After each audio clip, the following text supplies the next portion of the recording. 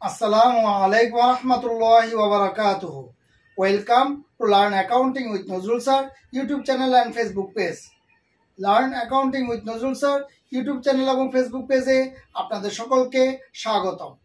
বাসায় বসে অ্যাকাউন্টিং এর অঙ্কের সহযোগিতা নেওয়ার জন্য একটি পরিপূর্ণ গাইডলাইন হিসেবে এবং বাসায় গৃহশিক্ষকের বিকল্প হিসেবে রেগুলার আমার এই চ্যানেলের সাথেই থাকুন এবং অন্যদেরও আমার এই চ্যানেলের সাথে সংযুক্ত রাখুন। আপনি যদি আমার এই চ্যানেলে নতুন হয়ে থাকেন তাহলে প্লিজ আমার এই চ্যানেলটিকে সাবস্ক্রাইব করুন, পাশে থাকা বেল আইকনটিতে ক্লিক করে রাখুন, তাহলে নতুন নতুন অঙ্কের সমাধান সাথে সাথে পেয়ে যাবেন। আর আপনারা যারা ইতিমধ্যে আমার এই চ্যানেলটিকে সাবস্ক্রাইব করেছেন, আমার ভিডিওগুলো দেখছেন, আমার ভিডিওগুলোতে লাইক করেছেন, কমেন্টস করেছেন, শেয়ার করেছেন, তাদের সকলকে জানাই আন্তরিক শুভেচ্ছা ও অভিনন্দন। আজকে আমরা আলোচনা করব উচ্চ মাধ্যমিক শ্রেণীর হিসাব বিজ্ঞান প্রথম পত্র থেকে আর্থিক বিবরণী অধ্যায় থেকে বরিশাল বোর্ড 2022 সালের 2 নম্বর অঙ্কটি। আপনাদের সাথে উপস্থাপনায় আমি আছি মোহাম্মদ নজরুল ইসলাম, সহকারী অধ্যাপক, হিসাব বিজ্ঞান বিভাগ, central women's college, Tikatuli, Dhaka. প্রথমে আমরা একটু অঙ্কটা দেখে নিই। 2021 সালের 31শে ডিসেম্বর সুন্দরবন ট্রেডার্সের রাও মিল নিম্নরূপ। হিসাবের শিরোনাম ডেবিট টাকা, ক্রেডিট টাকা। নগদ তহবিল 50,000 টাকা, মনিহারি 10,200 টাকা, প্রদেয় হিসাব 7,000 টাকা, অনুপার্জিত আয় 18,000 টাকা, 10% বিনিয়োগ 1/7/2021। অঙ্কটা হচ্ছে 21 সালের, অর্থাৎ 6 মাসের সুদ ধরা লাগবে বিনিয়োগের উপর।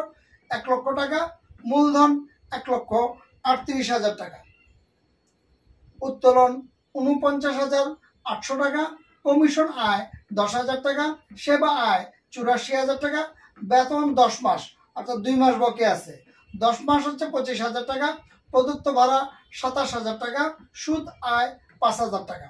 রাও মিলের ডেবিট পাশের যোগফল 2,62,000 টাকা, রাও মিলের ক্রেডিট পাশের যোগফল 2,62,000 টাকা। সমন্বয়ের মধ্যে বলতেছে 1 নম্বরে হিসাবকাল শেষে মনিহারি অব্যবহৃত আছে 700 টাকা। 2, সেবা প্রদান করা হয়েছে কিন্তু এখনো বিল পাওয়া যায়নি 2,000 টাকা, অর্থাৎ অনাদায়ী সেবা আয়।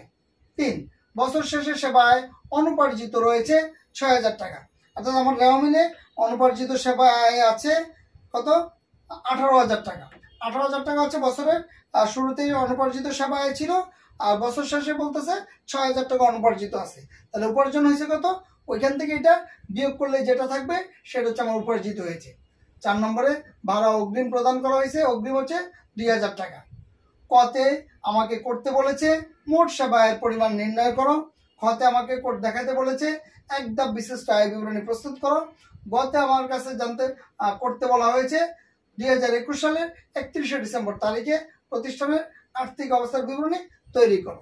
তাহলে আমরা আসি প্রথমে মোট সেবা আয়ের পরিমাণটা নির্ণয় করব। তার রাও মিলে যে সেবা আয় আছে, প্রথমে রাও মিলের সেবা আয়টা আসবে, এটার সাথে যে অনাদায়ী সেবা আয় আছে এটা যোগ হবে, এটার সাথে অনুপার্জিত সেবা আয়ের যে অংশটা অর্জিত হয়েছে সেটা যোগ হবে। তাহলে আমরা আসি কতে।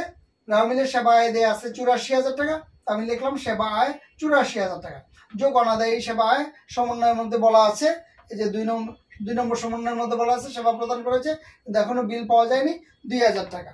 এইটা হচ্ছে এইটা যোগ অনাদায়ী সেবা আয় 2,000 টাকা। তাহলে 84 আর 2 যোগ করলে 86,000 টাকা। অনুপার্জিত সেবা আয়ের অর্জিত অংশ, রাও মিলে অনুপার্জিত সেবা আয় দেওয়া আছে 18,000 টাকা, সমন্বয় বলা আছে 6,000 টাকা, অনুপার্জিত সেবা আয়ের ব্যালেন্স আছে, মানে এখনো অনুপার্জিত সেবা আয়ের ব্যালেন্স আছে 6,000 টাকা। তাহলে 18,000 ছিল, 6,000 আছে, এটা থেকে এটা বিয়োগ করলে 12,000 নাই, অর্থাৎ সেটা উপার্জন হয়ে গেছে, এটা অর্জিত হয়ে গেছে। তাহলে 86,000 টাকার সাথে 12,000 যোগ করলে আমরা পেয়ে যাচ্ছি 98,000 টাকা। এটা হচ্ছে মোট সেবা আয়ের পরিমাণ 98,000 টাকা। এরপর আমরা আসি খতে। খতে বলছে এক ধাপ বিশিষ্ট আয় বিবরণী প্রস্তুত করো। এক ধাপ বিশিষ্ট আয় বিবরণীর মধ্যে প্রথমে প্রতিষ্ঠানের নাম লিখবো সুন্দরবন ট্রেডার্স, বিশদ আয় বিবরণী এক ধাপ বিশিষ্ট 2021 সালের 31শে ডিসেম্বর সমাপ্ত বছরের জন্য। তাহলে এক ধাপ বিশিষ্ট আয় বিবরণীতে আমরা জানি প্রথমে আয়গুলোকে একসাথে যোগ করব, আর ওইখান থেকে আমরা মোট আয় বের করে ওইখান থেকে আমরা খরচ সমূহ বা ব্যয় সমূহকে বাদ দিব। তাহলে আমরা আসি প্রথমে আয় সমূহ। আয় সমূহের মধ্যে প্রথমে সেবা আয় ক হতে প্রাপ্ত, আমরা একবারে ওইখানে যোগ বিয়োগ করেছি, এখানে আমরা নতুন করে যোগ বিয়োগ দেখালাম না। 98,000 টাকা। সুদ আয় দেয়া আছে 5,000 টাকা, কমিশন আয় রাও মিলে আছে 10,000 টাকা। সুদ আয়টা আমাকে একটু দেখতে হবে, আমার সুদ আয় দেওয়া মিলে আমার সুদ ছিল 5,000 টাকা, ঠিক আছে কিনা? আমার 10% আরে 1 লক্ষ টাকার উপরে 1 বছরে আসে 10,000 টাকা, 6 মাসে আসে 5,000 টাকা। আমার দেওয়া মিলে সুদ আয় 5,000 টাকায় দেয়া আছে, অর্থাৎ সুদের মধ্যে আমার কোনো বকেয়া নেই। তাহলে সুদ আয় 5,000 টাকা আমার ঠিক আছে।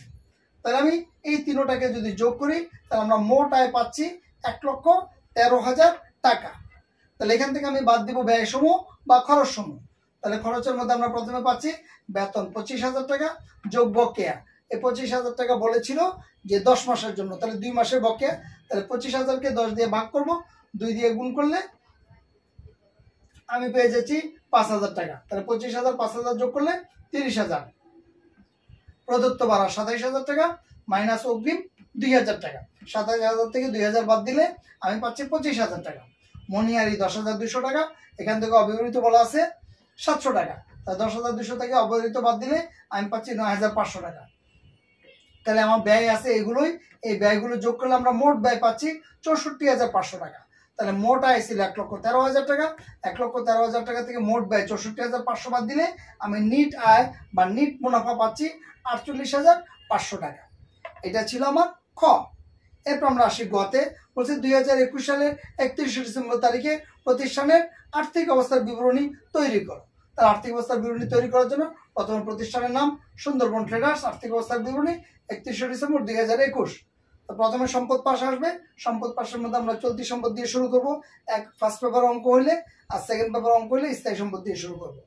তাই চলতি সম্পদের মধ্যে প্রথমে আছে নগদ তহবিল 50,000 টাকা, প্রাপ্য হিসাব 2,000 টাকা।